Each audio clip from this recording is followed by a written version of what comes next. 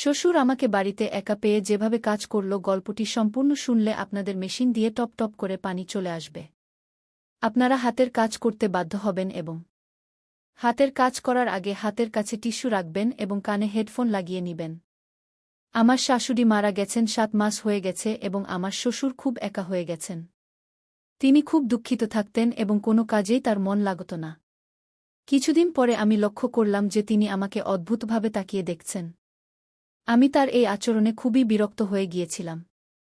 তারপর একদিন আমি ভাবলাম, যদি আমি নিজেই শ্বশুরকে খুশি করে দিই, তাহলে বাড়ির কথা বাড়িতেই থাকবে এবং কেউ জানতেও পারবে না। আর এই জন্যই আমি একদিন সিদ্ধান্ত নিলাম যে আজ শ্বশুরকে। হ্যালো বন্ধুরা, আজকের এই হার্ডকোর গল্পে আপনাদের সবাইকে স্বাগতম। বন্ধুরা, আমার নাম রূপা এবং আমার বয়স 24 বছর। আমি একজন বিবাহিত মহিলা, আমার বিয়ে হয়েছে 2 বছর আগে। আমার স্বামীর নাম বিকাশ এবং তিনি একটি প্রাইভেট কোম্পানিতে চাকরি করেন। আমাদের বিয়ের 2 বছর হয়ে গেছে কিন্তু এখনও পর্যন্ত আমাদের কোনো সন্তান হয়নি। আমাদের পরিবারে আমি, আমার স্বামী এবং আমার শ্বশুর থাকি। আমরা সবাই আমাদের জীবন নিয়ে খুব খুশি ছিলাম এবং সবাই একে অপরের সাথে খুব হাসিখুশি করে থাকতাম। কিন্তু হঠাৎ করে আমাদের খুশির উপর কারও খারাপ নজর লেগে গেল। আসল ঘটনা হল, আমার শাশুড়ি একদিন মারা গেলেন, যার কারণে আমাদের পুরো বাড়িতে শোকের ছায়া নেমে এল। শাশুড়ির মৃত্যুর পর আমরা সবাই ভেতর থেকে ভেঙে পড়েছিলাম। আমাদের উপর যেন দুঃখের পাহাড় ভেঙে পড়ল। শাশুড়ির মৃত্যুর পর আমার শ্বশুর খুব বেশি দুঃখিত হয়ে পড়লেন। যখনই আমি শ্বশুরকে দেখতাম, তিনি একা বসে বসে কাঁদতেন এবং শাশুড়িকে স্মরণ করতেন। আমি এবং আমার স্বামী শ্বশুরের এই অবস্থা দেখে খুবই দুঃখ পেতাম। আমরা ভাবতাম, যদি শাশুড়ি বেঁচে থাকতেন তাহলে শ্বশুরের এমন অবস্থা হতো না। আমি এবং বিকাশ তাকে অনেক বুঝিয়েছিলাম যে, আপনি এমন করবেন না, আপনি বাড়ির বড় মানুষ, আপনি যদি ভেঙে পড়েন তাহলে আমাদের কি হবে? আমাদের বুঝানোর কিছু সময় পর তিনি ঠিক থাকতেন, কিন্তু একা হলে আবার আগের মতোই হয়ে যেতেন। এইভাবে 7 মাস কেটে গেল, কিন্তু শ্বশুরের পক্ষে তার স্ত্রীকে ভুলে যাওয়া খুবই কঠিন মনে হচ্ছিল। তারপর কিছু সময়ের জন্য আমরা শ্বশুরকে আমাদের পাটনায় থাকা ননদের কাছে পাঠিয়ে দিলাম। ডাক্তাররা সবসময় বলেন, যদি আমরা ঘটনাস্থল থেকে দূরে চলে যাই, তাহলে ঘটে যাওয়া ঘটনা কিছু সময়ের জন্য ভুলে যেতে পারি।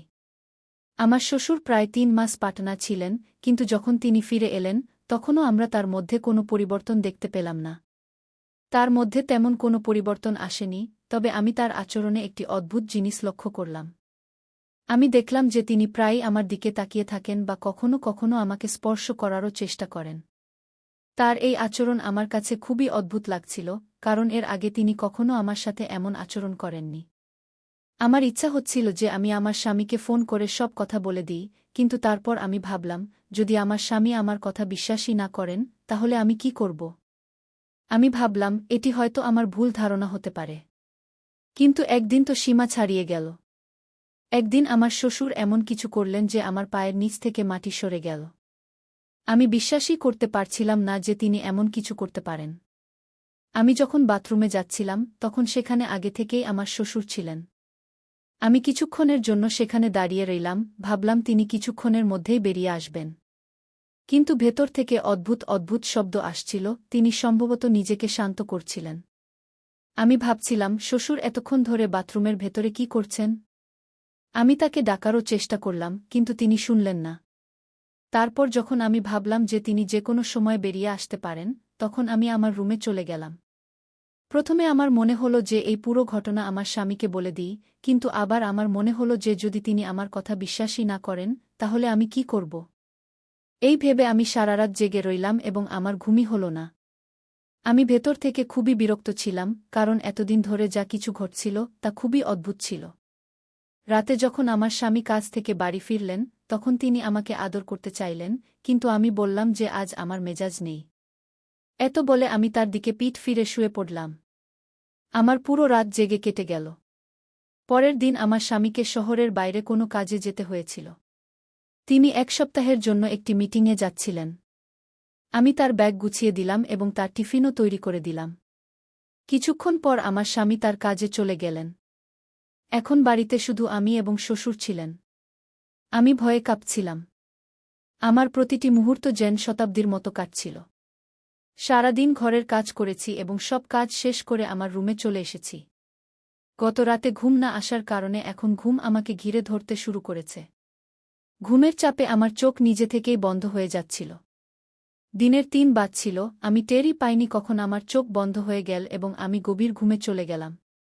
আমি সাধারণত শাড়িই পরি, কিন্তু কয়েকদিন ধরে বেশি গরমের কারণে আমি সালোয়ার কামিজ পরছিলাম।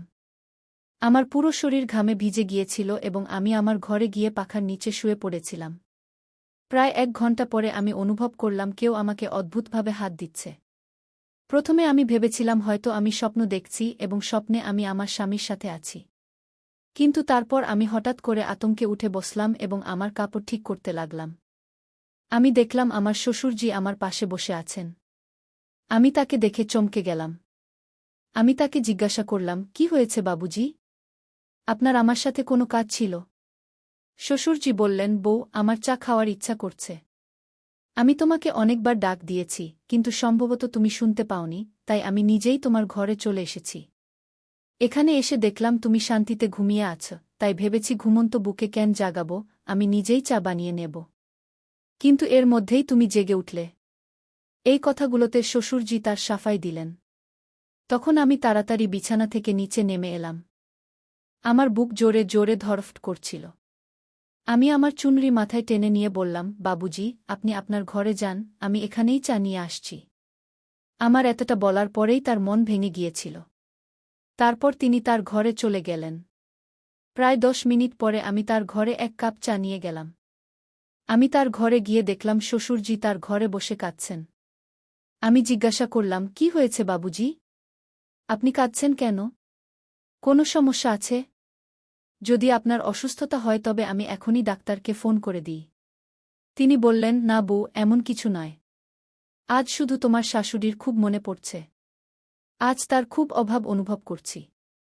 যেদিন থেকে সে চলে গেছে সেদিন থেকে আমি বুঝতে পারছি না কাকে আমার মনের কথা বলবো।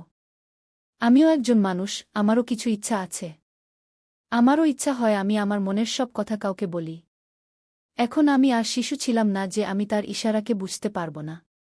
আমি বুঝতে পারছিলাম তিনি কী বিষয়ে কথা বলছেন। তবুও আমি তার কাছে গিয়ে বললাম, বাবুজি, আপনি চিন্তা করবেন না, সব ঠিক হয়ে যাবে। আর যদি আপনার কোনো কথা বলার থাকে তবে আপনি আমার সাথে বলতে পারেন। আমি তো আছি আপনার সাথে। আমি এতটা বলার পরেই তিনি আমাকে জড়িয়ে ধরে কাঁদতে লাগলেন। আমার খুব অদ্ভুত লাগছিল এবং আমার মনে নানা রকম চিন্তা আসছিল। তবুও আমি তার উপর খুব দয়া অনুভব করছিলাম। আর শ্বশুরজির বয়সও এত বেশি হয়ে গিয়েছিল যে আমরা তার দ্বিতীয় বিয়ে দিতে পারতাম না। যদি আমরা তার দ্বিতীয় বিয়ে দিতাম তাহলে আমরা কারও মুখ দেখানোর মতো থাকতাম না। সমাজ আমাদের ত্যাগ করে দিত। এর চেয়ে বরং বাড়িতেই এই সমস্যার কোনো সমাধান খুঁজে বের করা ভালো। একবার আমার মনে হল, যদি আমি নিজেই শ্বশুরজিকে খুশি করে দিই তাহলে কেউ জানতেও পারবে না এবং ঘরের কথা ঘরেই থাকবে। আমি মনকে শক্ত করে নীরবে তার প্রস্তাব মেনে নিয়েছিলাম। তারপর আমি তাকে গোসল করতে বললাম এবং তার কাপড় ইত্যাদি বের করে তাকে দিলাম। কিছুক্ষণ পরে তিনি গোসল করে ফিরে এলেন। তিনি বনিয়ান পরেছিলেন এবং নিচে তোয়ালে ধুতির মতো জড়িয়েছিলেন। তিনি আমাকে দেখে একটু হাসলেন এবং আমিও তার এই আচরণে একটু হেসে ফেললাম। তারপর পরের দিন সকালে যখন আমি চা দিতে তার ঘরে গেলাম তখন দেখলাম তিনি সম্ভবত তোয়ালে জড়িয়েই ঘুমিয়ে পড়েছেন। আমি হালকা করে দরজাটা ধাক্কা দিলাম, দেখলাম দরজা আগে থেকেই খোলা ছিল এবং শ্বশুরজি বনিয়ান পরেই ঘুমাচ্ছেন। তার এই আচরণে আমার খুব রাগ হল, কিন্তু আমি তাকে কিছু বললাম না এবং চা দিয়ে রান্নাঘরে চলে এলাম।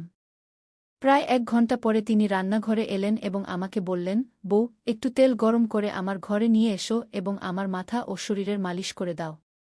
এবার আমি তার খারাপ নিয়ত আগেই বুঝে ফেলেছিলাম, কিন্তু আমার কাছে কোনো প্রমাণ ছিল না। কিছুক্ষণ পরে আমি এক বাটিতে তেল গরম করে তার ঘরে নিয়ে গেলাম এবং তাকে বললাম, বাবুজি, এই তেল নিন, আপনি নিজেই লাগিয়ে নিন।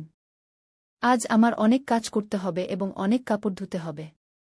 তিনি বললেন, বউ, মাথায় তো আমি নিজেই লাগিয়ে নেব, কিন্তু পিঠে আমার হাত পৌঁছাবে না, তাই পিঠের মালিশ তুমিই করে দাও। এত বলেই তিনি তার বিছানায় পেটের উপর ভর দিয়ে শুয়ে পড়লেন। আমার আজ সকাল থেকেই তার উপর খুব রাগ হচ্ছিল, কিন্তু তবুও আমি তার পিঠের মালিশ করতে লাগলাম। প্রায় ১০ মিনিট পরে তিনি পাশ বদল করে বললেন, বউ, তোমার হাত তো তেলেই খারাপ হয়ে গেছে, একটু পেটেরও মালিশ করে দাও। আমি না চাইলেও তার সব কথা মানতে লাগলাম এবং আমার দুটি হাত দিয়ে তার মা গু আমি ভাবছিলাম, যদি আজ শাশুড়ি মা বেঁচে থাকতেন তাহলে আমাকে এই সব করতে হতো না। এই 7 দিনে বিকাশ ছাড়া আমার অবস্থা এত খারাপ হয়ে গেছে, তাহলে শ্বশুর শাশুড়ি মা ছাড়া কিভাবে থাকতেন?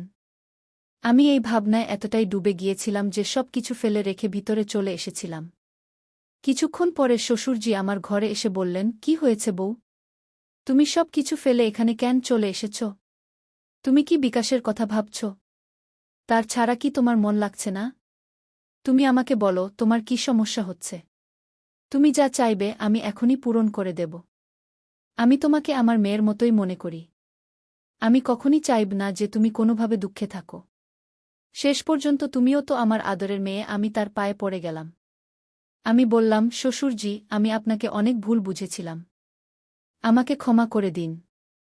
আমি এতদিন ধরে ভাবছিলাম যে আপনি আমার উপর খারাপ নজর রাখছেন, আর সেই জন্য আমি আপনাকে এড়িয়ে চলছিলাম। কিন্তু এখন আমি বুঝতে পারছি যে বিকাশ গেছে মাত্র 5 দিন, আর আমি তার ছাড়া এতটা বিপর্যস্ত হয়ে পড়েছি। শাশুড়ি মা তো অনেক দিন আগেই চলে গেছেন, আপনি নিশ্চয়ই আরও বেশি কষ্ট পাচ্ছেন।